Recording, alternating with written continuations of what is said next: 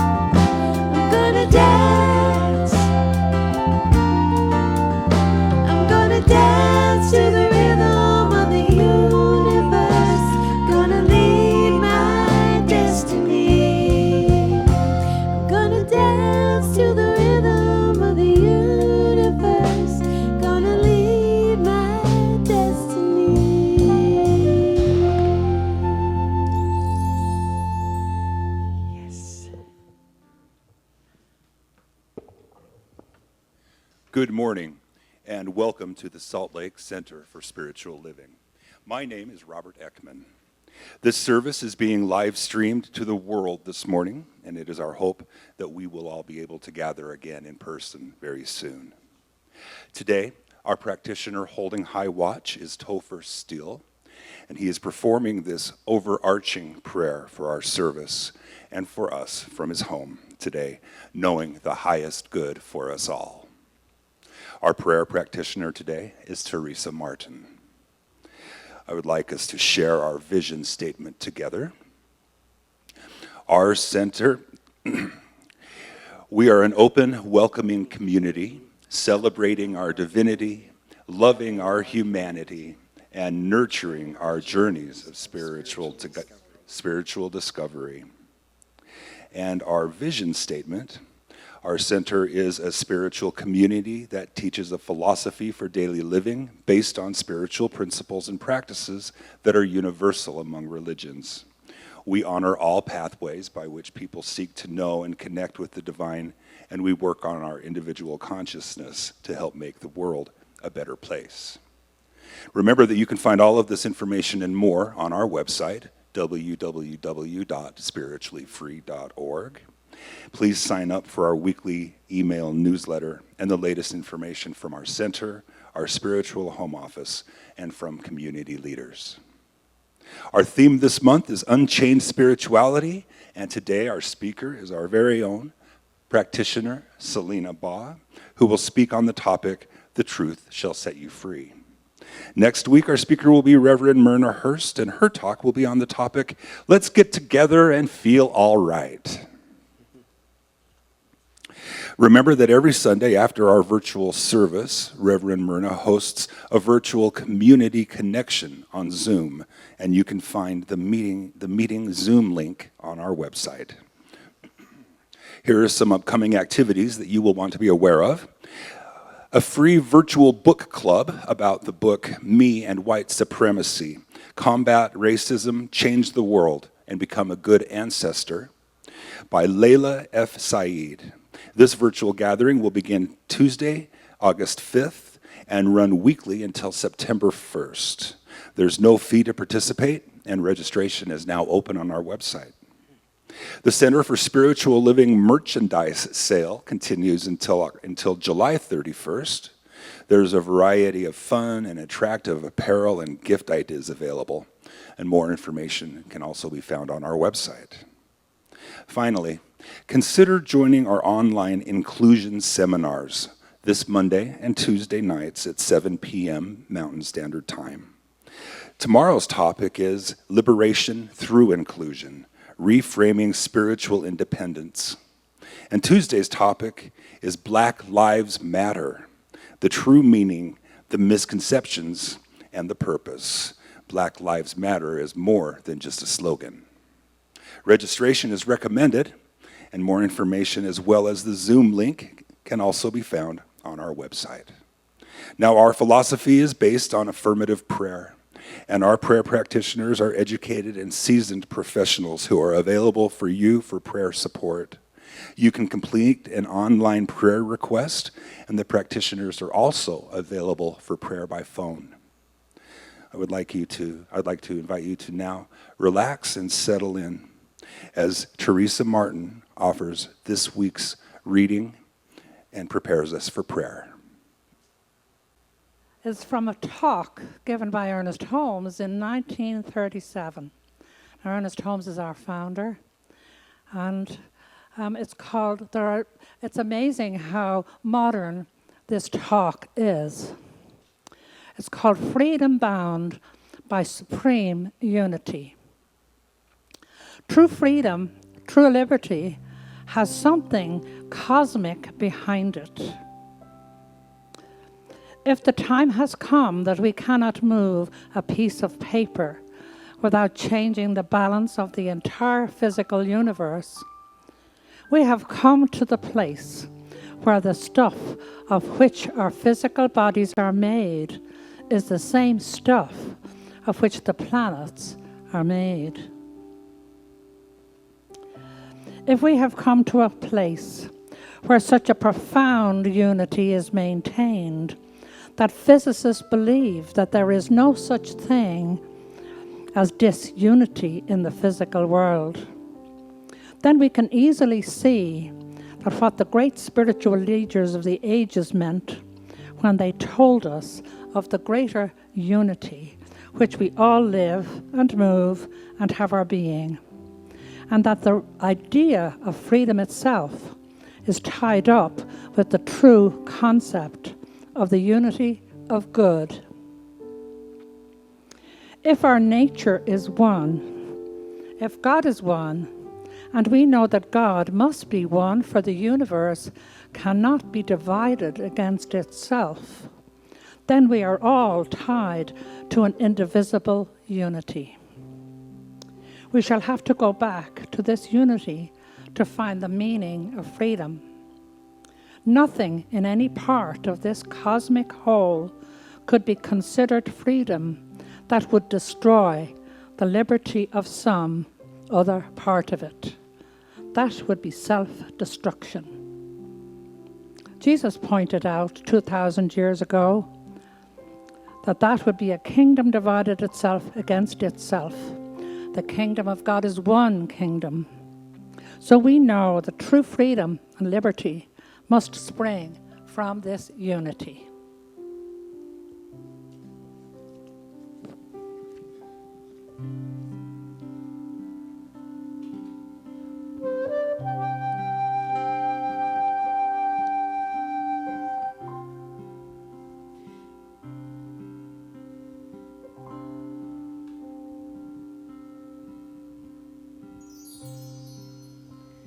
It's like the air around me.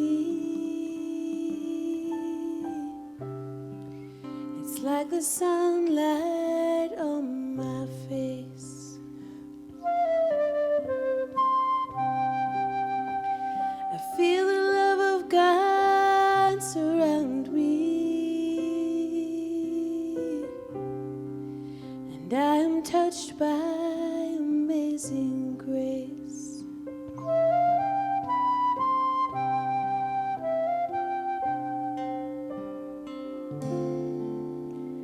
And all I ever wanted, and all I ever needed, was already here,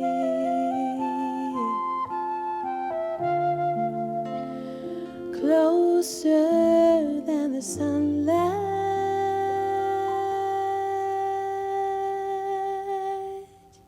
and nearer than the air.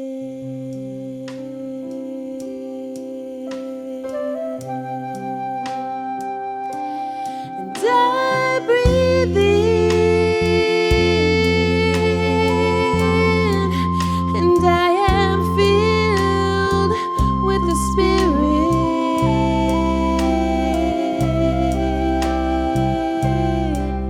and it is health to my body, and it is peace to my mind.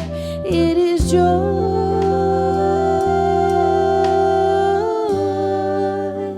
It is joy to my soul.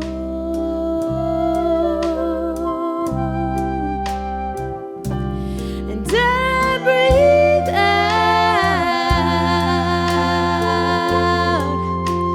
a simple prayer, thank you.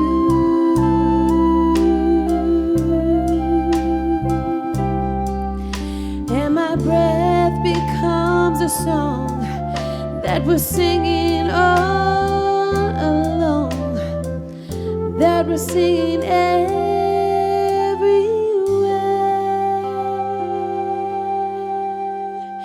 nearer than the air.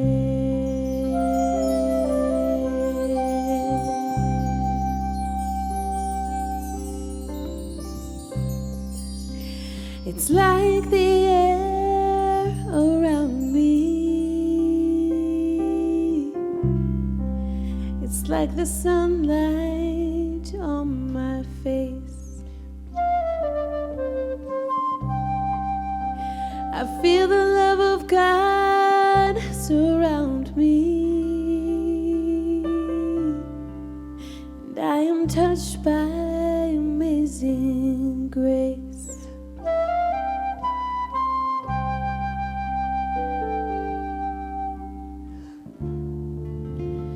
And all I ever wanted, and all I ever needed, was already here, closer than the sunlight,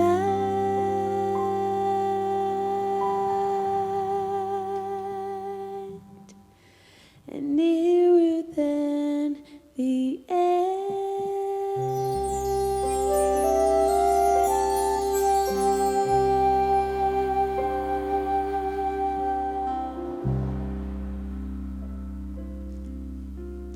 And this example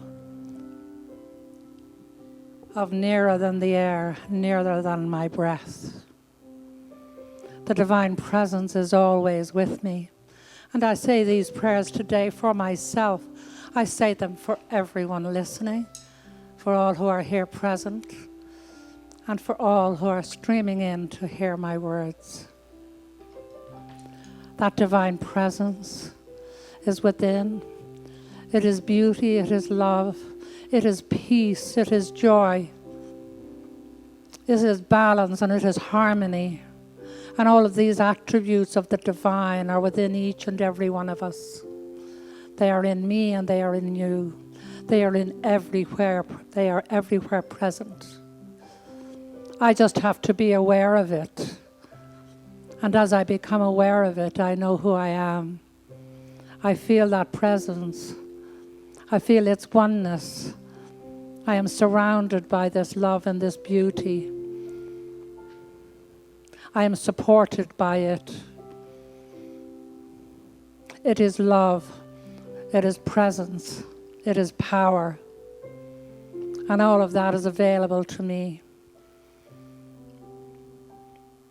This universe that we live in is filled with this love and this power and this presence. So as I am aware of it, I know it. I know peace and joy for myself and for all present right now. There is only one of us. I give grateful thanks for this knowledge and for the power of what it is. As together we say, and so it is. Thank you, Teresa.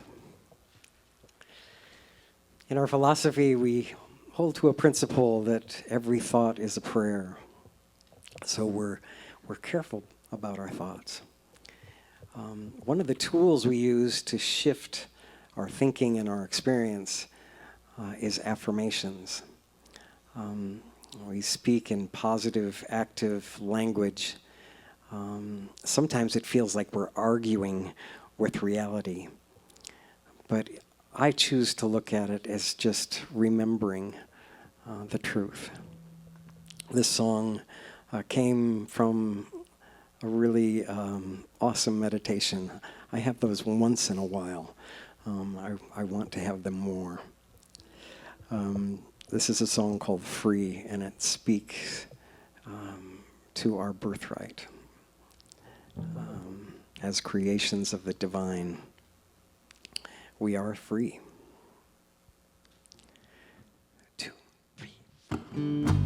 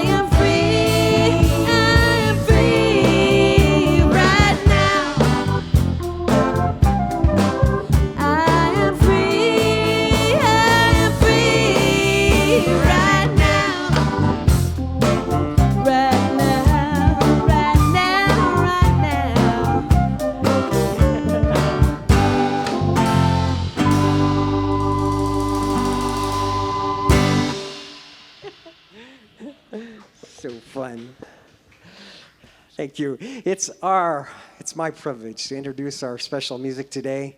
I told you earlier, I'm not always a fan of our freedom to choose. Sometimes we have a plan, we have a plan and we want that plan to go forward. And, we can stomp our feet sometimes, and oftentimes it feels like we're pushing, we're trying to make it happen. So I had scheduled some special music. A dear friend, wonderful musician, Camille Bloom, who lives in Europe now, and because of so many things out of my control, she wasn't able to make her trip and include Salt Lake City as part of her tour. And I don't hold that against her at all, but it just made me mad anyway.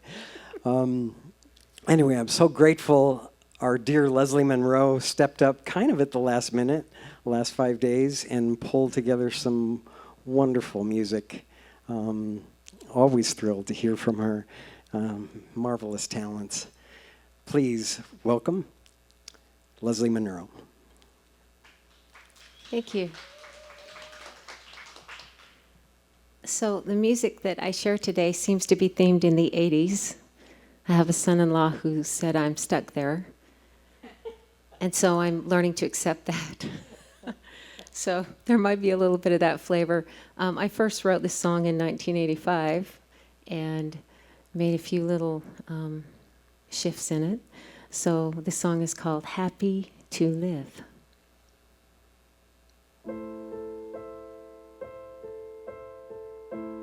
Walking down the street, sometimes the faces I meet seem to be covered with a frown. But looking in their eyes, it comes to me as no surprise. I think I know what's getting them down. People feeling beat, where division spells defeat, looking for what they never see. When I felt that way, I heard somebody say, you can be what you want to be. What do you want to be? Happy to live, or just content to sing the blues?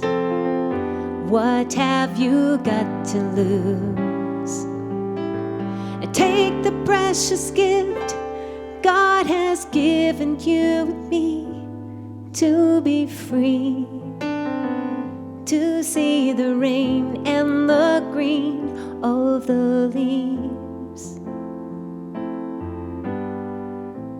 Till my mind was freed, I had still believed I couldn't change my destiny. Now I have no fear of the puppeteer. These lovely strings belong to me, and what I want to be. Happy to live, or just content to sing the blues? What have I got to lose?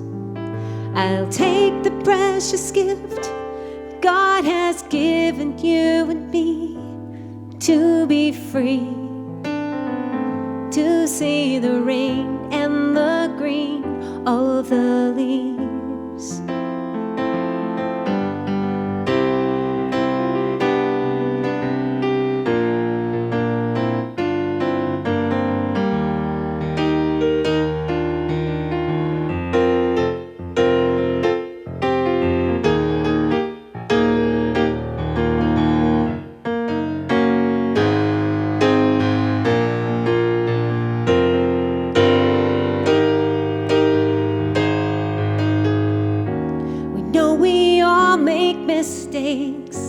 See what little it takes to be happy to live. Don't wait till everyone agrees. Just let them be where they will be.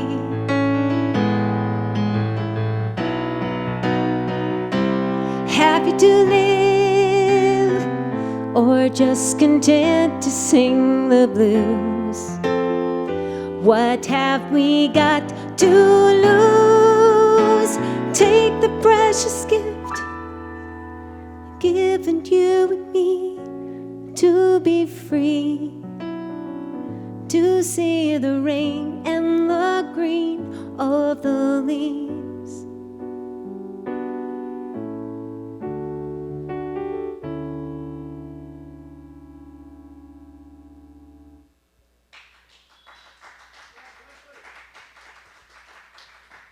Leslie Monroe. Oh, that was beautiful. Thank you for sharing that with us. I'm a child of the 80s, but I think that that message is forever. Thank you. It is my great pleasure to welcome our speaker today. Selena Baugh first discovered the Salt Lake Center for Spiritual Living in about 2001, and she jumped in with both feet, taking classes and volunteering, and then these activities grounded her in the philosophy and built substantial, sustained relationships and friendships. In 2007, Selena was licensed as a practitioner and has been of service in the community since then in many capacities. Now she's focusing her attention on teaching classes and one-on-one spiritual coaching. She loves sharing her personal insights and why she believes the application of this philosophy is not only relevant today, but if applied daily, will change lives. I'd like to welcome my friend, Selena Baugh.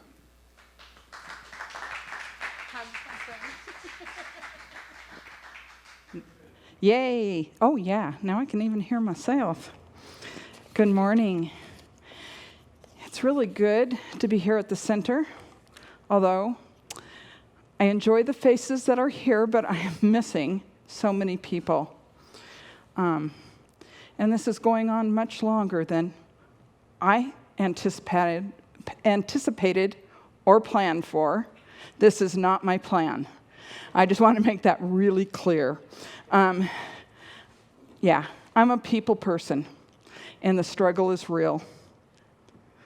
The overall theme for this month is Unchained Spirituality. And the title of today's talk is The Truth Shall Set You Free. Since I've been struggling with this whole notion of truth and freedom for months, this talk title stirred up even more memories, thoughts, feelings, and questions. So we will see if I was able to harness the wild mustangs of my mind and get them moving in some logical order. One escaped this morning. I had to rewrite some things, but I think we're on track still. Susie Kasman tells us, truth will never imprison you. Only the repression of your conscience will. This is what is meant by the truth will set you free. Thanks to this quote, I was able to identify what was going on in my thoughts and finally be able to break through and start moving on this talk. Oh, I guess I did have that one. I didn't think I did. There's the quote. But I wanted to show you this cartoon I found.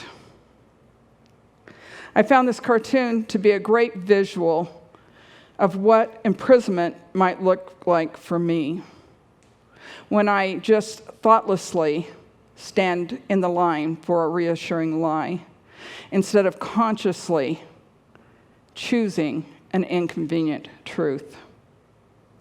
It serves as a reminder that although deep reflection is not always a comfortable state of being, it is the only thing that makes it possible for me to change lines.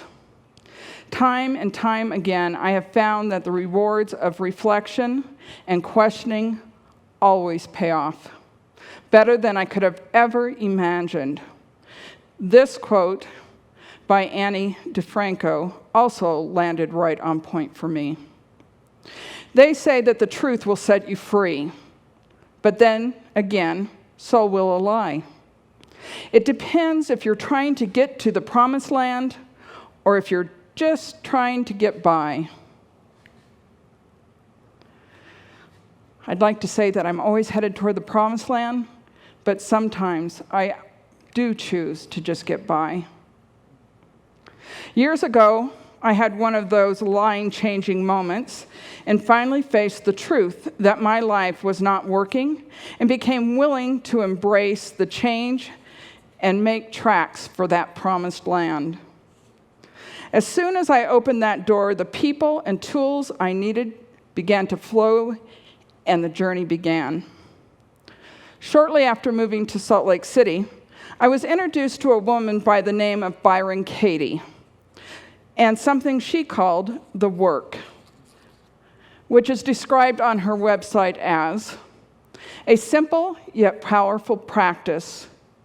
As we do the work of Byron Katie, not only do we remain alert to our stressful thoughts, the ones that cause all the anger, sadness, and frustration in our world, but we question them, and through that questioning, the thoughts lose their power over us.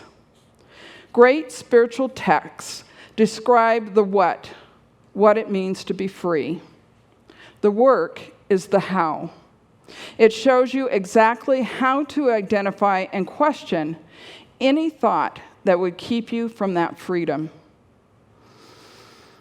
And using the tools she provided, I did have some life-changing breakthroughs.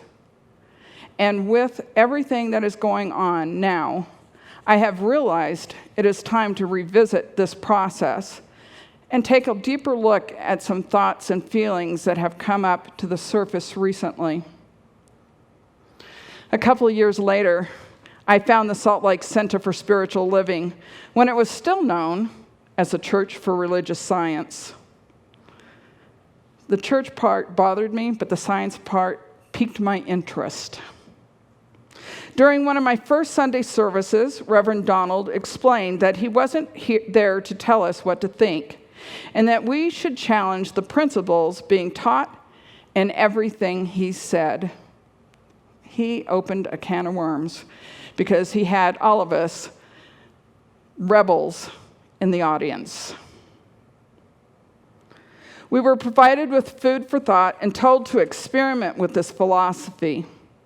Also, we were encouraged to not only take classes, but read and discuss other philosophies, and to examine our own thoughts and beliefs, for that is where the creation starts. In the process, I started to figure out how to apply this science of mind philosophy in a way that made sense to me, and watched as my life and the lives of others began to change. This is still my practice, and as much as I want to coast sometimes, it becomes very uncomfortable pretty quickly. The energy needed to suppress truth is a waste of energy, because the truth will out sooner or later. This is why I love this quote. Truth is always like oil in water. No matter how much water you add to depress it, it always floats on top. I think we are seeing this in action in our world today. The truth of what is and has been hidden for days, weeks, months, years, decades, and sometimes centuries is bubbling up and erupting to our surface. Although eruptions can be messy and inconvenient, these truths can no longer be suppressed. When we watch the volcanic eruptions, we often see what appears to be destruction, but the earth is simply taking care of itself, releasing the pressure that has been building and changing the landscape. And in the case of Hawaii, expanding the size. While living in Montana in 1988, I watched as the Yellowstone Fires raged for months and thousands of firefighters, I think like 9,000, fought to contain and extinguish them. When all was said and done, just under 800,000 acres had burned, and the landscape of Yellowstone was changed forever. Although I understood the devastation of the land and those that counted on that land for their livelihood, there had been signs that certain land management practices needed to change. 9 of the fires involved were started by humans, but 42 were caused by lightning strikes. Mother Nature also had plans, and she immediately got busy regenerating the land. Today, 32 years, I can't believe it's been 32 years, after the fires, those acres are thriving with a strong, healthy ecosystem that supports both old and new species of insects, plants, and animals. And in places, even the way the water flows through has changed. For many years now, we have watched as various eruptions in our human family have increased. So many ugly and painful truths bubbling to the surface, and sometimes in the flood of information and misinformation, we become numb or simply overwhelmed. Although I find myself shocked, enraged, and or deeply saddened when I learn about a horrific event that has taken place or an issue that has come to light, I must admit that at times I have also felt removed from those events or issues because they don't appear to have a direct impact on my life or the lives of those around me. Or I simply feel at a loss as to what can be done or even where to start. Then I remember that the science of mind teaches, among other things, that the originating supreme creative power of the universe, the source of all substance, the life in all living things, is a principle which is present throughout the universe and is in every one of us. That this principle, while not a person, is a presence which can be known and experienced by an individual. And finally, that we are spiritual beings producing a physical experience, and that each one of us is a unique individualization of the one being. Resting in this knowledge, I know that it is impossible for any of us to ever be separate from the creative power of the universe. And if I accept this as true, then there really is no other sharing this life with me. We all are made from and bring into expression that divine essence, whether we choose to do so consciously or unconsciously. Our outer appearance may vary. Our thoughts, beliefs, actions may vary based on our life experiences and influences. But the truth or essence of who we are isn't altered by our physical being. None of us. In her talk last week, Linda reminded us of this truth when she said that until all of us are free, none of us are truly free. On this physical plane, there are a myriad of freedoms to be experienced. And as I have begun to look closer, I believe that our outer appearance, gender, sexual orientation, thoughts, beliefs, actions, and circumstances determine which of those freedoms will be ours to enjoy.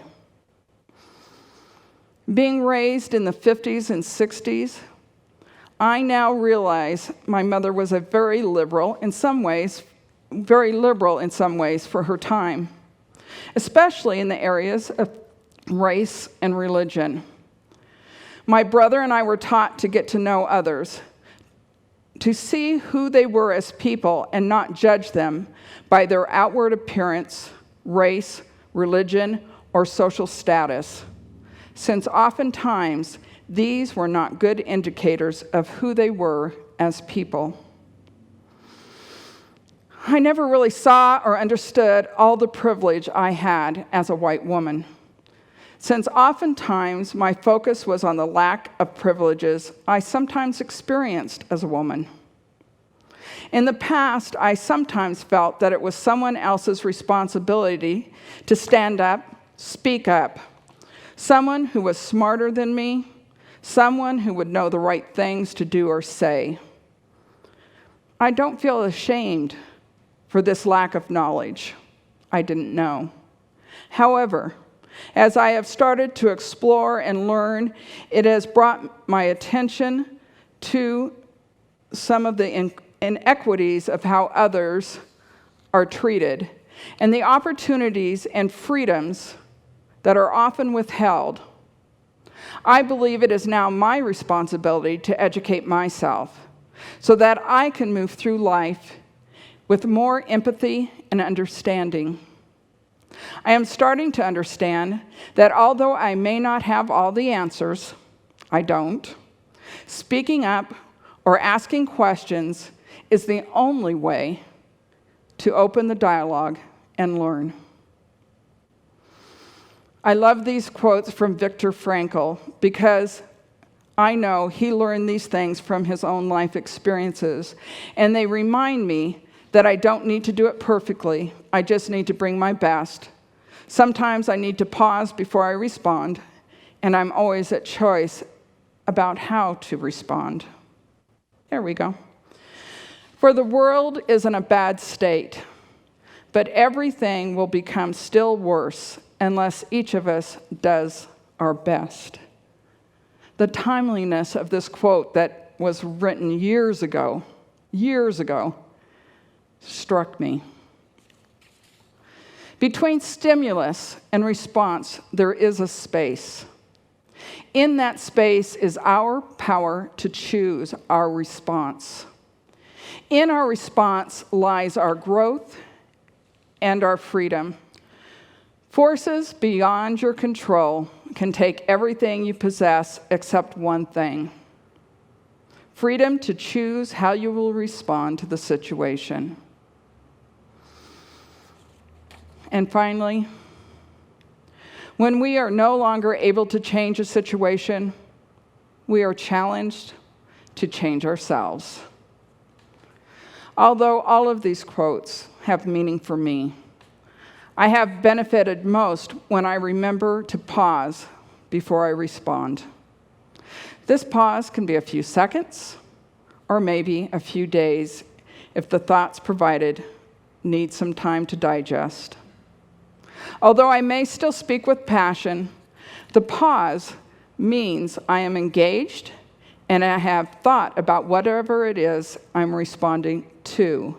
And the intention isn't to win, but to foster discussion and to learn. Eleanor Roosevelt once said, "Freedom makes a huge requirement of every human being. With freedom comes responsibility. For the person who is unwilling to grow up," I've messed this up, I'm going to start over because it's a great quote. Eleanor Roosevelt once said, "Freedom makes a huge requirement of every human being. With freedom comes responsibility. For the person who is unwilling to grow up, the person who does not want to carry his own weight, this is a frightening prospect." I don't believe anger is a negative emotion. It can provide the energy needed to affect change in our world. I see in our world today, however, I see a lot of hate in our world today, and it brings up enormous amounts of sadness for me. So in closing, I would like to share this final quote from Viktor Frankl, who was a neuroscientist, a psychiatrist, and a Holocaust survivor. He was moved between 4 concentration camps and came out with this knowing. A thought transfixed me. For the first time in my life, I saw the truth as it is set into song by so many poets, proclaimed as the final wisdom by so many thinkers, the truth that love is the ultimate and highest goal to which man can aspire. When I grasped the meaning of the greatest secret that human poetry and human thought and belief have to impart, the salvation of man is through love and in love. So let's not take our anger to a place of hate. Let's use it as the tool it is meant to be, to motivate us, to move us into that next expression of wholeness. This is the new part that I added this morning, so it's out of place. We have to get our notes back in order. In lieu of a closing prayer this morning, I would like to pay tribute to John Robert Lewis, who passed away this Friday. John Lewis was the son of sharecroppers who survived a brutal beating by police during the 1965 landmark march in Selma, Alabama, and went on to become a longtime U.S. congressman and continued to champion the ongoing struggle to demand respect for the dignity and worth of every human being. He dedicated his entire life to nonviolent activism and was an outspoken advocate in the struggle for equal justice in America. As I was researching this, I came across this quote from President George W. Bush. And even though George W. Bush was a Republican and John Lewis was a Democrat, these men knew how to step across that aisle and embrace each other as being more than those labels. And so I'm going to start with this quote from George W. Bush. Laura and I join our fellow Americans in mourning the loss of Congressman John Lewis. As a young man marching for equality in Selma, Alabama, John answered brutal violence with courageous hope. And throughout his career as a civil rights leader and public servant, he worked to make our country a more perfect union. America can best honor John's memory by continuing this journey toward liberty and justice for all. Truly for all. And then these are the quotes from John Lewis. And I invite you just to sit back if you can, close your eyes, and allow these words to fall in your ears and deepen into your heart. Freedom is not a state, it is an act.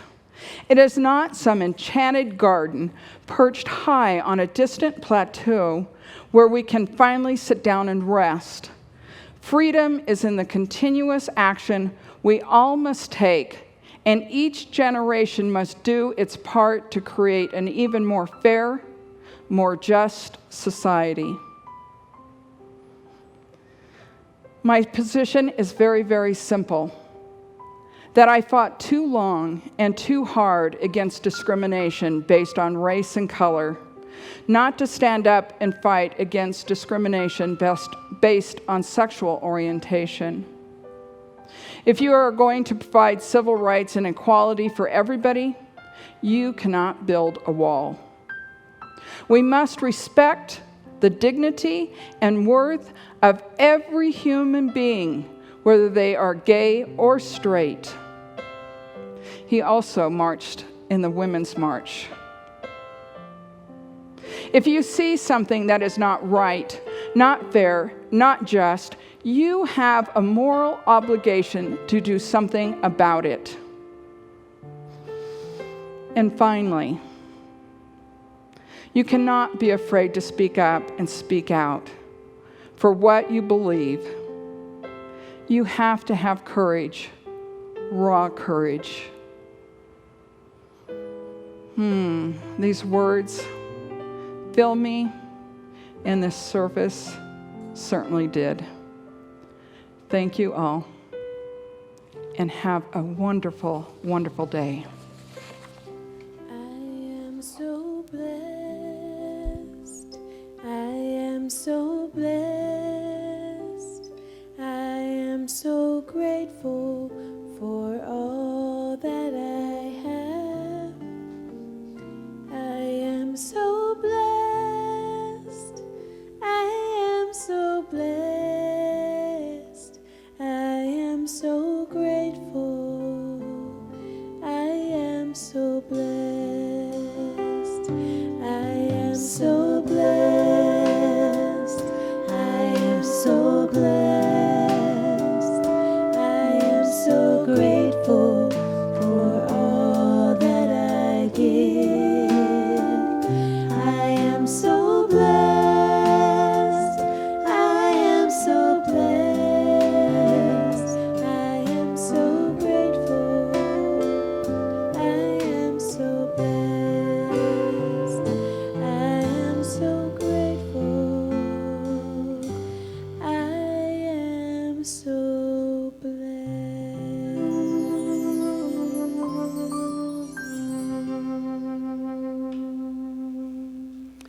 Wow, thank you, Selena. That was a wonderful talk. We are so blessed. Now we enter into the time of conscious giving, which is at our center is another spiritual practice. Something we do for our own spiritual health and well-being. As we are having our services today remotely, and in order to keep everyone safe and well, we are grateful for your continued support of the financial health of our center, as all of our expenses, as you can imagine, continue as they were when we were still meeting in person each week. So thank you for continuing to give, and now I invite you to bring your gift to your mind and heart as we speak together our giving, blessing, and affirmation. Divine love, as me, blesses and multiplies all that I am, all that I have, and all that I give, and all that I receive, and filled with gratitude, I let this be, and so it is.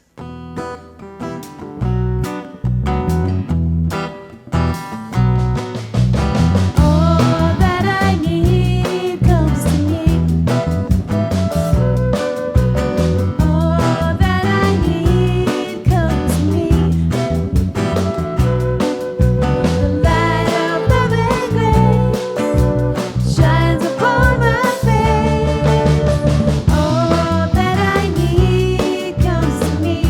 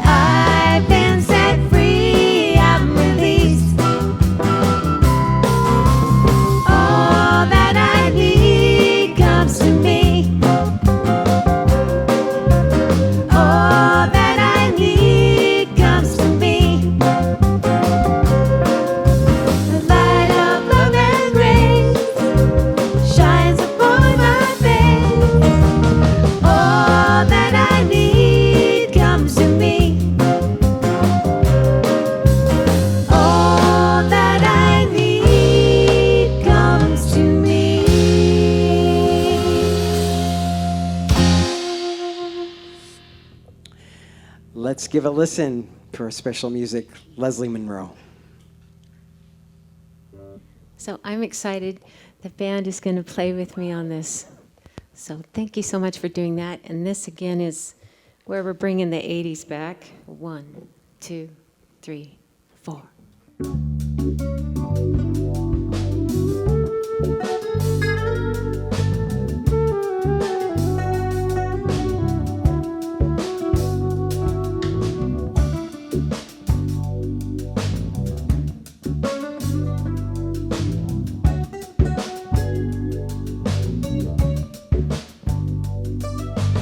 Somewhere there is a hand reaching out to lift another up.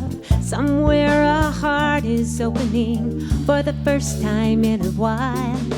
Somewhere the words of kindness are breaking through new ground. A wall is crashing down and hearts are joined together.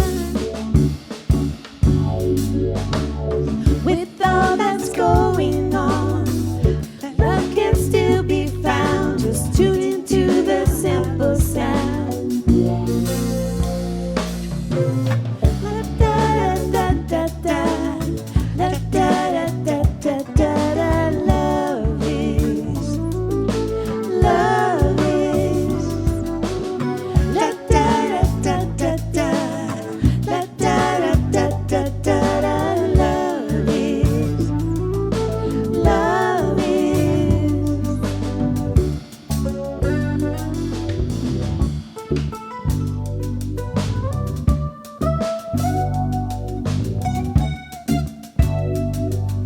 See the acts of sweet compassion 10,000 times a day. The Master's words come alive. Love one another. In big city and small town, like a virus, love is breaking out. Reconnecting hearts in every hour, joining hands together. Look and see what's going on. Love is shining all around. Come dance, this is your holy ground. Da da da da da da da da da da da. Love is, love is. Da da da da da da da da da da da. Love is. Love is, one more time. Love is, love is. We can change with the winds of change. We can challenge what stays the same. Where love is, where love is. La da da da da da, la da da da da da da. Love is, love is. La da da da da da, la da da da da da da. Love is, love is, love is, love is, love is. Love is.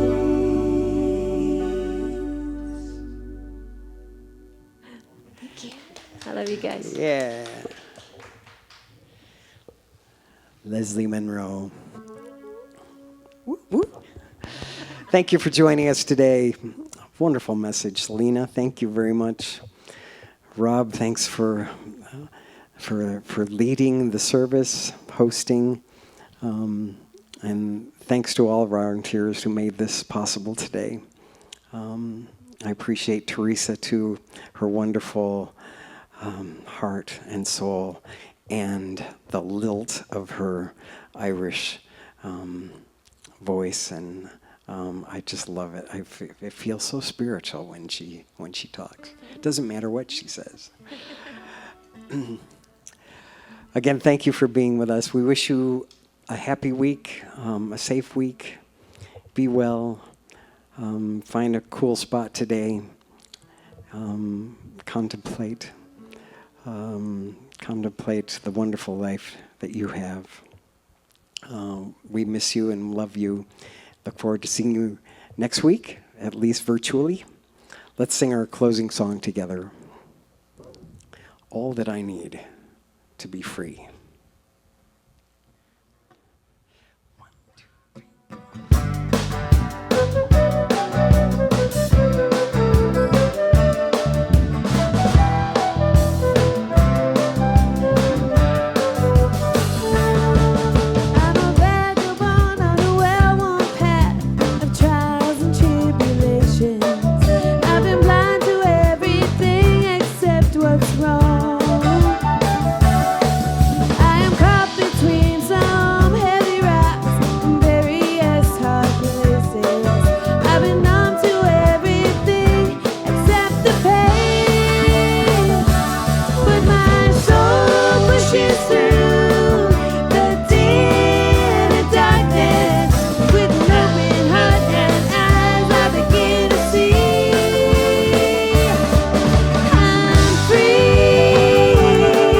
Be